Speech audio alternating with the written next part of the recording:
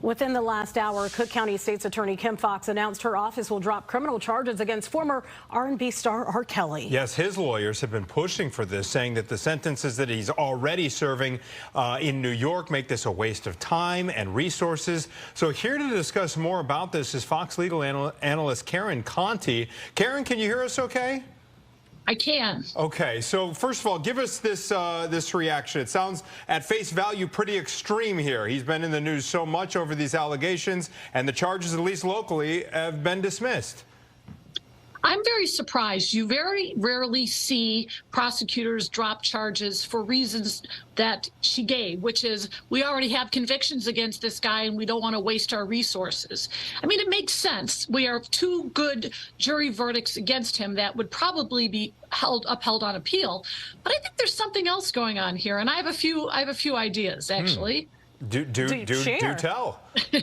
Well, I think these are old allegations, 25 years old, and they may have some problems with the witnesses remembering things. They may have problems with different evidence coming into play.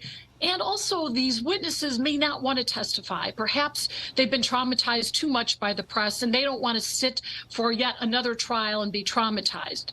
And finally, there's one that's a little complicated, and that is that these allegations in both the state and the federal case are kind of intertwining and very similar with similar witnesses.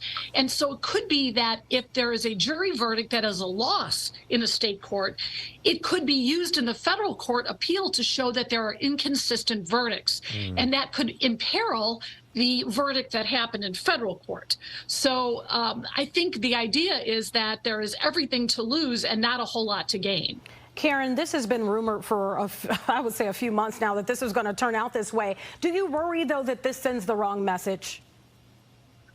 Well, it does, especially when the charges were brought and pursued, and now they're dropped, because we're all sitting here speculating as to what, the real reason is. And it just doesn't give us a lot of confidence in our prosecutorial, system here, in my view. I mean, if they didn't want to bring the charges, they shouldn't have brought them in the first place.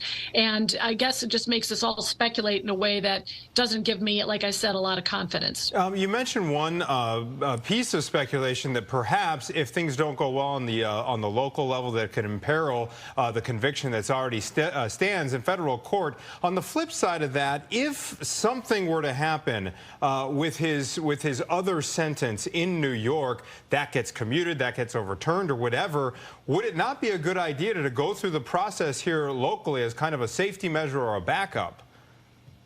Well, sure it would be, because we have two verdicts, one in New York, one in Chicago. And in fact, the federal case is going to be sentenced in February. And my guess is that sentence is going to be as long as, if not longer, than the New York sentence. And yeah, it would be an extra layer of protection to keep R. Kelly in jail.